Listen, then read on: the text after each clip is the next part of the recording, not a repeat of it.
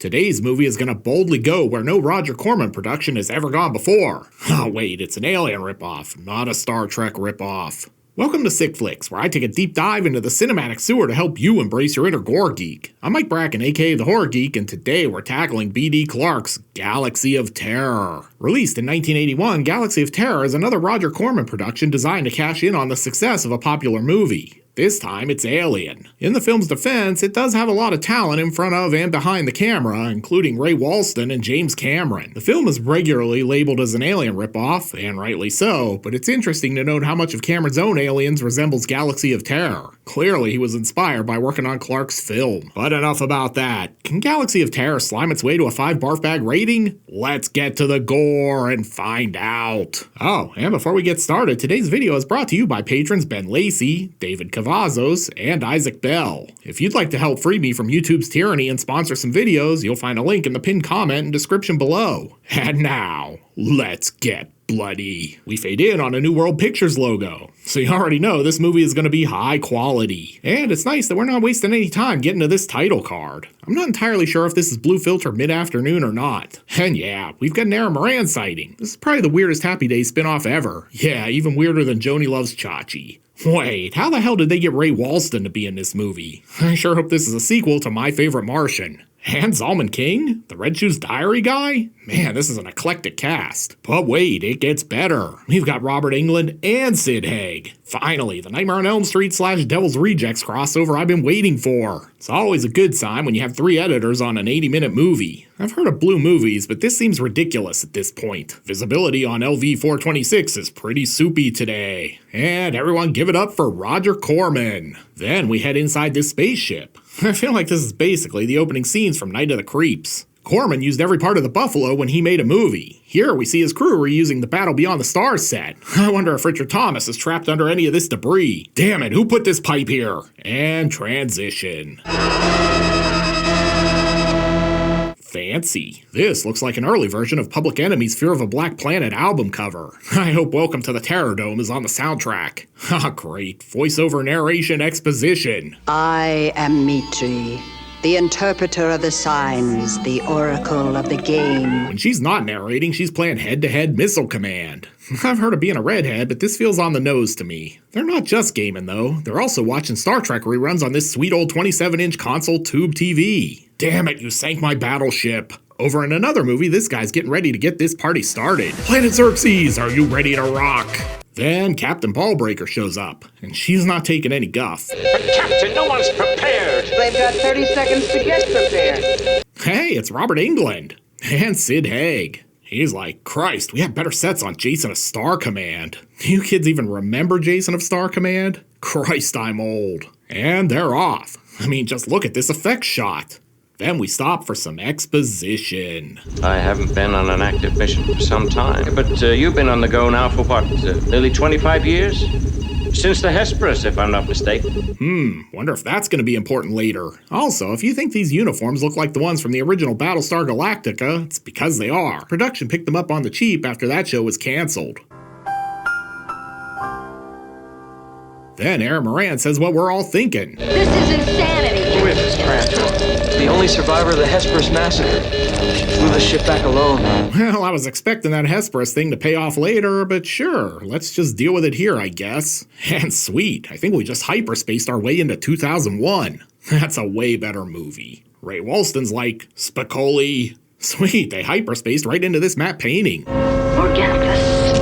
Yeah, I'm guessing Morganthus was the artist. But just when you thought it was safe, they hit space turbulence. Can you even get turbulence in space? There's no air. Must be the solar winds or something. I'm sure at least 12 of you will tell me in the comments. Then the captain drops this gem. We're going down, only not so fast. Hell yeah. No, not like that, you pervs. She means the ship is going down. Great, she had an entire empty galaxy to fly through, and yet she's still gonna crash the ship. Nice work, Captain. Hang on to your shorts. This is no time for a bathroom break. They eventually land. The good news is they're in one piece. The bad news is they're parked right next to the Nostromo. And if you're getting a distinctly alien vibe from this film, well, it's intentional. That being said, if there's an egg and a face hugger, I'm calling the cops. Seems convenient they don't need oxygen or masks. I guess Corman couldn't find the money for helmets. Then Sid Haig's like, tutti fucking fruity. I will say it's nice they outfitted everyone with a set of headlights from a 1978 Buick Regal. Exploration continues. If you like the sets, which are a mix of matte paintings, miniatures, and real sets built for the film, thank art director James Cameron, who'd go on to make movies like Terminator and Avatar, and his assistant, Bill Paxton. Then this guy drops in for a jump scare. Not gonna lie, this looks a lot like the place where they shot Bruno Mattei's Shocking Dark. Maybe these movies will meet up. He needs to be careful not to run into the filming of the 7 other Corman movies on this same set. They make the always wise decision to split up, and naturally something's stalking this dude. He's fleeing through the halls and eventually runs into his team. Not gonna lie, that's a bit anticlimactic. Everyone heads back to the ship, but this guy's lollygagging, and then gets snagged by more tentacles than you'd find in your favorite adult anime. Back on the ship, they're doing an autopsy. This was no boating accident! And since they've got nothing better to do, I guess they can just do some gaming on the Vectrex. I bet most of you kids don't remember the Vectrex either. Oh great, his 360 just red-ringed. I'll be honest, I really like the whole matte painting and miniatures thing Galaxy of Terror has going on. I think it's way cooler than the modern tendency to CG everything. And after some more walking around, they find the Great Pyramid? Well, that or they just wandered into Corman's Aliens vs. Predator ripoff. Ah, you blew it up! Damn you all to hell! Wait, wrong movie. Looks like Erin Moran has her high beams on. Hell yeah. No, not like that, you pervs. I was talking about her shoulder pad flashlights. I'm not sure we need to watch them climb this pyramid. Oh wait, this movie is only 81 minutes as it is. Pyramid climbing is just padding. Carry on. Halfway up, the commander has his very own Christ I'm old moment. I'm getting old. I'm tired. Then he goes crashing down the pyramid. I regret nothing! He's about to penetrate this strange hole. Hell yeah. Come on, not like that, you pervs. He's investigating this cave. I bet Emperor Palpatine is down there. He eventually makes it down, and you could say he's hit rock bottom. But then something attacks him. It really is giving him a warm welcome, that's for sure. Back on the ship, Ray Walston has decided it's beer o'clock. In space, no one can hear you drink. Oh hey, Robert Englund is still in this movie. Then we cut to this Roger Dean album cover. Whoa, Sid Haig is a space ninja. Check out those sweet throwing stars. You may have noticed that Sid Haig has almost no lines in this film. Turns out it's because he thought his character's dialogue was terrible and he lobbied Roger Corman to make him mostly mute. Then we jump to this scene. Damn wormholes. I hate worms. One of the big problems with the lights on the shoulders thing is it makes every character in this movie backlit, which makes it seem even darker than it already is. Look, nobody will mind if we use the Forbidden World set. They're still casting that movie. And here's basically Sid Haig's only line. I live and I die by the crystals. They split up again, and Sid's like, this would be a great place for a roadside chicken and murderers attraction. Then he gets impaled by his own throwing stars. Think you can give us a good death scene, Sid? Sure I can. That's just a little ninja humor. And now we come to Galaxy of Terror's most infamous scene. This crew member gets up close and personal with the worm. And yeah, it's exactly what you think. We have to be judicious with this one because YouTube will definitely frown on the intergalactic erotica, but trust me, I bet this movie was huge in Japan with all the tentacles and slimy groping. Corman expanded the sequence from the original script after he promised backers the film would have a sex scene. Oh, Roger, you sly dog. Back on the ship, Ray Walston gives Robert Englund a taste of his pimp head. Walston just knocked out Freddy Krueger. The captain, meanwhile, is retired to the arcade. I'm gonna beat my high score. Kinda looks like she's shooting a Metroid. Somehow, Robert Englund is awake and he's got movie sign. Plus, he's found the captain and she's looking well done. Back in the pyramid, we're going through more dark hallways. I feel like this could just be Dark Corridor, the movie at this point. Then it's back to the ship. Christ, this movie is jumping around more than House of Pain at this point. Let's fix the ship and go home. Hey, what makes you think we can lift out? I won't go back into that thing. 5 minutes later. So wait, they went back to the ship so they could go back out to the pyramid? What the hell, movie? I do wonder if they're gonna run into Ian McCulloch from Contamination out here eventually. And this time, they brought Ray Walston with them too. If you haven't figured it out yet, he's basically Galaxy of Terror's version of Bishop. And if you were hoping for more scenes of people walking through dark corridors, you're in luck. There's like a Lord of the Rings level of walking around in this movie. And someone left the Foley machine on in here. Howling winds, but no one's hair is moving. Then Erin Moran drops this gem. I'm not going down in there, Cabron. It's too tight. I feel like this movie is just one giant hell yeah joke at this point. Afterwards, Erin slides down this tunnel. Hey, this isn't a tunnel, it's a giant worm colon. I bet she runs into Lemmywinks down here. They head further in and we get this standoff. I thought Freddy got burnt by the Elm Street parents, not shot in the face with a phaser.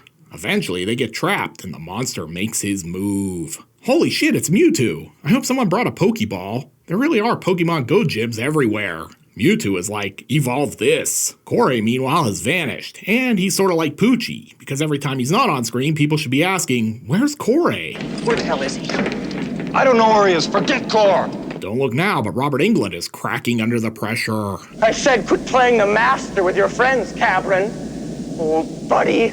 Game over, man. And now they've either wandered into the void or a Pink Floyd album cover. After more skulking about, Robert Englund gets attacked by Robert Englund? This is like the precursor to that Spider-Man meme. Next, we check in on Erin Moran. Her mime training is going great. She tries to find her way out, but just finds this tunnel. Step into the light, Carol Ann. Man, my Zelda Rubinstein sucks. I can't figure out where Cameron got all of his Terminator and Aliens ideas from. Cabron! Cabron! Erin Moran's the next to get it. She's all tied up. Fun fact, Moran was supposed to wind up naked for her death scene too, but she renegotiated and gave them a more violent death as long as she got to keep her clothes on. I like to think Tom Bosley approved. This definitely looks like an episode of La Blue Girl. I mean, just based on what I've heard. And it ends with an exploding head. Yeah, I'm not pushing my luck with Prude Tube on that one. Her crewmates are really broken up about it. Damn it, she only had 2 more days until retirement. And then he starts spouting off some Lovecraft shit. There's no horror here we don't create ourselves. He's gonna confront Corey, but first he's gotta go through this 12-step program. He eventually makes it inside for the showdown with Corey in the core. Wait, Corey's the red dude from the start of the movie? If you guess that, you get double screenwriter's credits. You and I didn't see that one coming. Ray Walston really was my favorite red skeleton. Cabron is gonna blast him with this laser, but Corey seems unphasered by this. And now we're doing Star Wars, I guess. Why let your emotions rule now, after showing such admirable control of your fear? Oh, what the hell. Let's just dump all the exposition here, too. You already won the game. A children's game, Cabron. For the children of the vanished race to see their deepest fears. Looks like Cabron's secret fear was to get eaten by Mewtwo. I think we've all been there. I'm sure this fight scene would be way more exciting if I could actually see what was happening. Then he's confronted by the ghosts of Christmas past.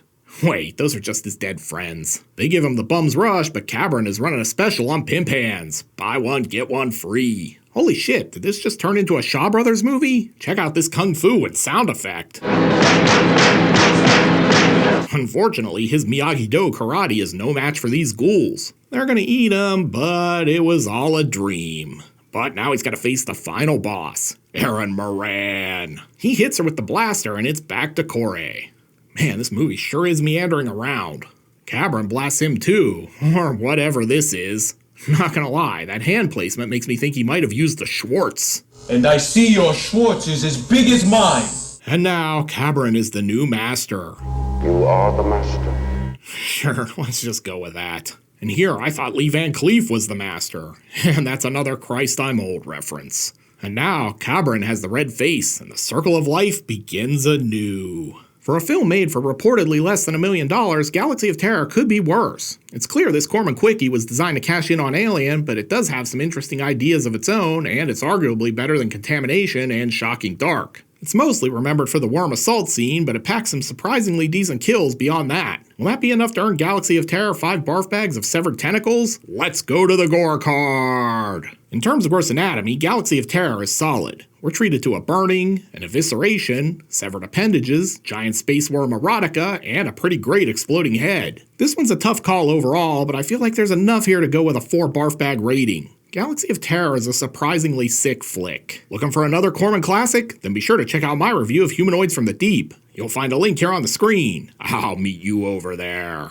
Until next time, I'm Mike Bracken, aka The Horror Geek, bringing you all the splatter that matters.